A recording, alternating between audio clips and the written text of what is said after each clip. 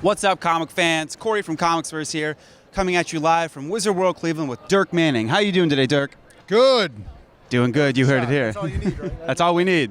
How's your Wizard World going so far? Good, man. Friday was really, really cool. Yesterday, Cleveland blew up. I think the word got out. I mean, the show was packed yesterday. It's packed already. So this is actually my first convention appearance in Cleveland proper. I've done Cinema Wasteland in Strongsville. I've done Akron Comic Con, which is a great show in Akron. This is it. This is my first official Cleveland appearance ever, which is kind of crazy. So I'm super excited. That's exciting. I'm glad we got to talk to you about it. Yeah, man. Now, Tales of Mr. RHEE, arguably your biggest book. What was it like? It's fantastic, by the way. Oh, thank you, bro. What was it like when this book of yours got such a following and got so much good feedback? It's cool, man. I mean, it's humbling. It's flattering. You know, a lot of the crowd that read Nightmare World and things like that would always talk about the fact that, are you going to write a book where you follow one character for a while? And I said, oh yeah, I got something. And Tales of Mystery is a different book. You know, it's kind of like, I call it like a Cthulhu noir. So it's a very specific genre, and people are going to get into it or they're not. And what I'm really enjoying is the fact that people that have liked some of my other work, they like Right or Wrong, they like Nightmare World, they say, I keep hearing about Tales of Mystery, let me check it out. And then they read it and they're just totally into it. So it's cool because it's a different type of book. It's a horror book. It's not a superhero book. It follows one lead character, but it's this very noir, Lovecraftish kind of horror thing. So it's cool because this is like my passion book. You know, if I had to write one book forever, it would be Tales of Mystery. Wow. No question. That'd be the book that, you know, if they pick one book that's going to be the book you get to do, that would be it hands down. So I'm just flattered that people get into it and that people get into the character because it's such a character-driven book. That's awesome. You're so passionate about it for one thing, and that it's had so much success and that it's reaching all these people. Now you also do somewhat of an advice column for comic book writers. How did this come about? You know, with Right or Wrong, I always said if I've ever got to the point where I was making comics, that I would do everything I could to help people make comics. Because I write, I don't draw. I can't even draw a crooked line. And I always said, I promised myself, I said, if I ever get to that point where I am making comics, I'll do whatever I can to help other people. And what that resulted in was me doing a column. It started on Newsarama, Right or Wrong. Eventually we moved over to Bleeding Cool. The column kind of went on a little bit of hiatus. I'm like always writing the columns in my head, but things have been so busy with me doing all the conventions and stuff. We released a book, Right or Wrong, A Writer's Guide to Creating Comics, so my totally cheap plug, available on Amazon. There you have it. Yeah, check the Amazon reviews. They're pretty good. But and so what I'm looking at doing now is I'm doing a lot of panels on the road. You know, this is my second show in 14 shows in 14 weeks. Wow. I'm doing panels at most of the convention appearances. And I'm getting ready to start looking at putting new columns out online, kind of getting that going again, while I'm gearing up for the second book.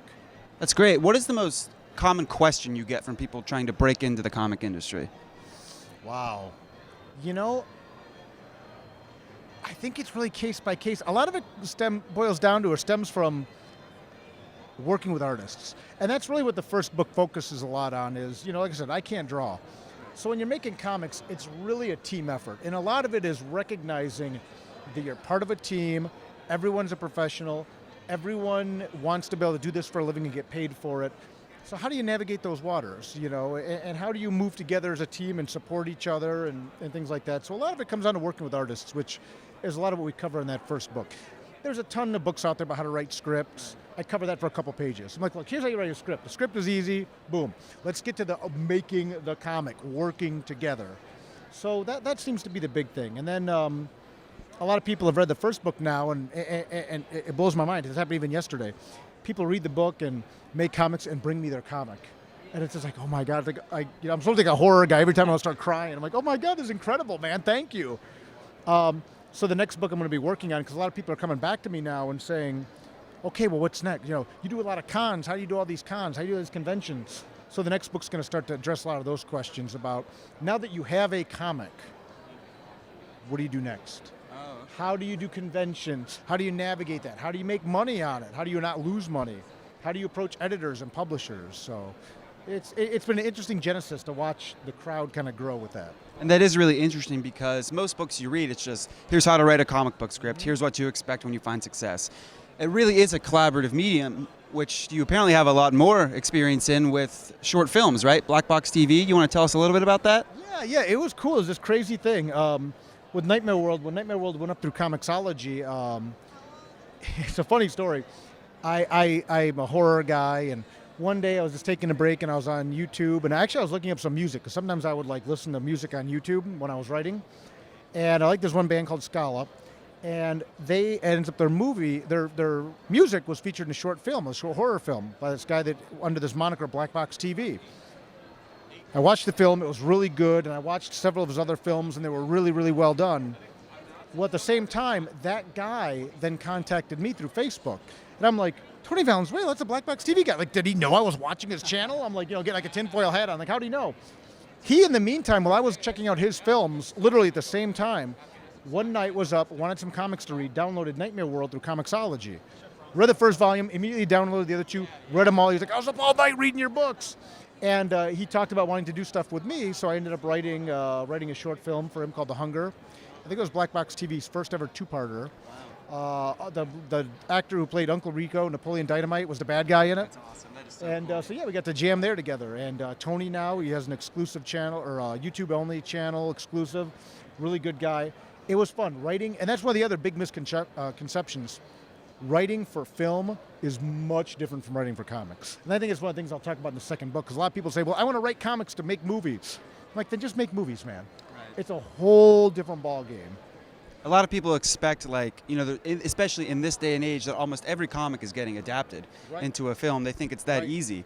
Now, on that note, Mr. RHEE, any plans in the future to put it on the screen?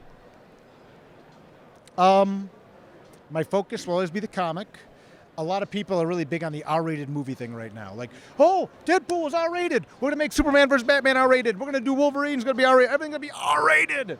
And R-rated movies. And I'm like, okay, whatever, that's fine. For Tales of Mystery, talk to me about the television series. And we're playing the long game on this one. I mean, this is not a... I mean, I'm not saying someone could make it a movie. I mean, someone could make a great movie, but if I had my wish, rub the lamp, the genie comes out. If someone were to adapt it, movie. Or not movie, a TV series. I mean, movie would be fun, but I want a TV series. There you have it, Netflix, if you're watching. Pick this up. It'll, yeah. What would you say is your favorite Comic-Con memory of all time? As a fan or as a creator? Wow. It's a loaded question, I know, I'm sorry. No. I think it was the first time. See, my go-to one wasn't a con, it was a book signing. I did a signing at a bookshop. And the first time I ever did a signing in my hometown where I grew up. And the manager there liked my books and stuff, because she knew me, whatever. Right. And then she happened to read my comics because they got them into Barnes & Noble's, rest in peace. Not Barnes & Noble's, Borders. It's early, guys, I'm sorry. It's early, I'm saying all the wrong things. But it was at Borders. Well, she happened to read my book, and she's like, Dirk, this is really good. I want to have you in for a signing. Come back and come to a signing.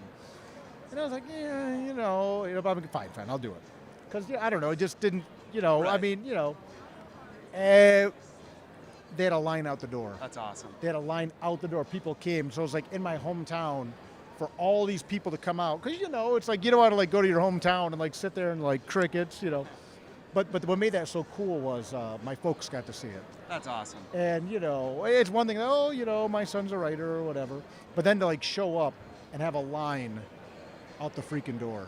Out the door. I had the second largest signing at that Borders ever. Wow. Behind, who's the conservative guy? I would say Bill Nye. See, I'm out of it this morning. Bill O'Reilly. Oh, wow. So I was second only to Bill O'Reilly. So that was really huge. That is. But my best con memory was probably the first time I did a right or wrong panel at C2E2. The first time I did a right or wrong panel, it was just kind of like a Q&A thing. It was all right. I kind of was feeling it out. I did a right or wrong panel at C2E2, and I walked into the room, and the room was full. That's awesome. And I thought I was in the wrong room. I walked in like, oh, I'm like, is it like they explain like Frank Cho how to draw women or something? I literally walked back out, looked at the sign, and I'm like, and I walked up, I go, you guys are all here for the right or wrong panel, right? And I was like, yeah. I'm like, all right, man, let's go. There was a lot of pressure on you at that point. I was like sweating, oh man, it was cool, and that was really cool. It is extremely cool. So that was probably my best con memory. That's awesome. We are wrapping things up here. Anything else you want the fans to know, Dirk? No, I would say in April, we're going to be launching the Kickstarter for Tales of Mystery Volume 3. Here's a little preview of something. Now, I'm not an artist, But so I just kind of wrote this on here just as like a little idea. But we're gonna have some really cool like bonus levels and some like pledge levels for Tales of Mystery Volume 3, including, you guys get the exclusive because you're so good to me. We're gonna have Dirk's Perk coffee and Tales of Mystery coffee mugs as a pledge level for the Tales of Mystery Volume 3 Kickstarter campaign, because a lot of it takes place in coffee shops, and that will be in April. We're launching that in April, so stay tuned on my Facebook, Twitter, Instagram, dirkmanning.com. You can sign up for the monthly newsletter. But the Tales of Mystery Volume 3 hardcover is going to be really cool. And then in October, at long last, Nightmare World Volume 4. There we have it. So there it is. Can't wait. I will be one of the first ones to buy that. I love coffee. Oh, and dude, just smell smell this coffee. Can you smell it? Yeah. This is the real deal, man. Yeah. Oh, so yeah. I haven't had caffeine in like 15 years, so I'm like hoping I can get some decaf because I've just been like huffing it. Like, oh God, that does smell. It does. It smells great. I'm better now. I'll say all the right things. Okay, comic fans, I'm Corey saying goodbye. Thanks, everybody. Bye. If you like this video, be sure to like, share, and subscribe. Visit comicsverse.com for our in-depth comic book analysis. Find us on Facebook, Twitter, and the Instagram. I'm Corey from ComicsVerse. Keep it real, everybody.